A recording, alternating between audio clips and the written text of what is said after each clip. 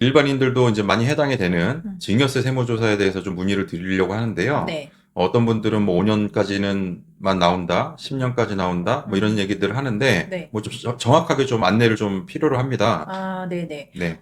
일단은 증여세 같은 경우에 10년이 지나면 괜찮다 이런 말들을 많이들 하세요, 사실은. 거기에 대해서 좀 짚어드리자면 세법상 이제 제척 기간이라는 게 있어요.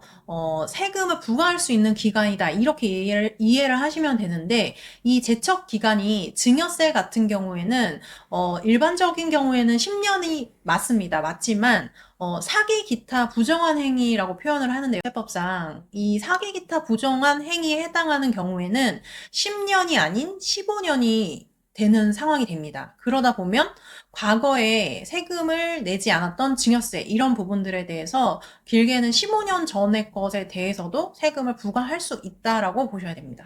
아, 그러니까 10년마다 음, 뭐 얼마씩 줄 수 있는 비과세가 되는 게 있는데, 예를 들어서 성인자녀 5천만 원, 음, 배우자 6억, 음. 이런 건데, 10년 기준으로 생각하시면 안 되고, 만약에 탈세, 기타 부정한 행위다, 음. 이런 경우는 15년까지도 볼 수 있다는 이 말씀이신 거죠? 그쵸. 15년 전 것도 세금을 그리고 이런 경우들이 있더라고요. 음, 어린 자녀였을 때 대학교 이제 뭐 이렇게 그 보증금을 대신 내줬는데 그 부분을 아파트 사는데 넣으면서 음, 5천만 원을 더 주는 거예요. 네, 그러니까 그 부분은 이제 별도로 좀 생각하시는 거죠. 네, 왜냐하면 10년이 넘었으니까. 그쵸. 근데 이 부분은 주의하셔야 되겠네요. 네, 네, 음. 그렇습니다. 또 그리고 어떤 부분들이 또 있을까요?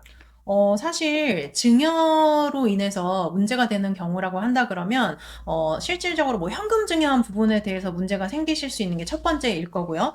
그다음에 두 번째는 부모님과 자녀 간에 어떤 자산을 양도하고 양수하는 데 있어서 실제 시가보다 높게 하거나 낮게 하거나, 그러니까 고저가 양도에 해당하는 그런 부분인데요. 이런 경우에도 세법상의 어떤 기준에 있어서 그 범위를 벗어나게 되면 그 이익을 본 부분에 대해서 증여세로 과세가 될 수 있습니다. 이런 경우에도 이제 증여세가 문제가 되시는 상황이 되시는 거죠.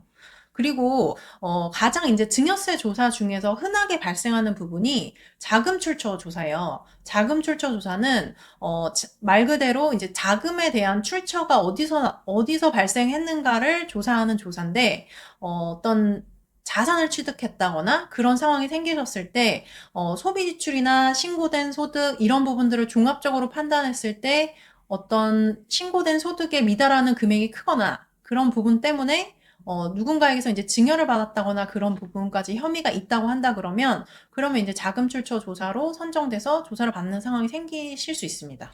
그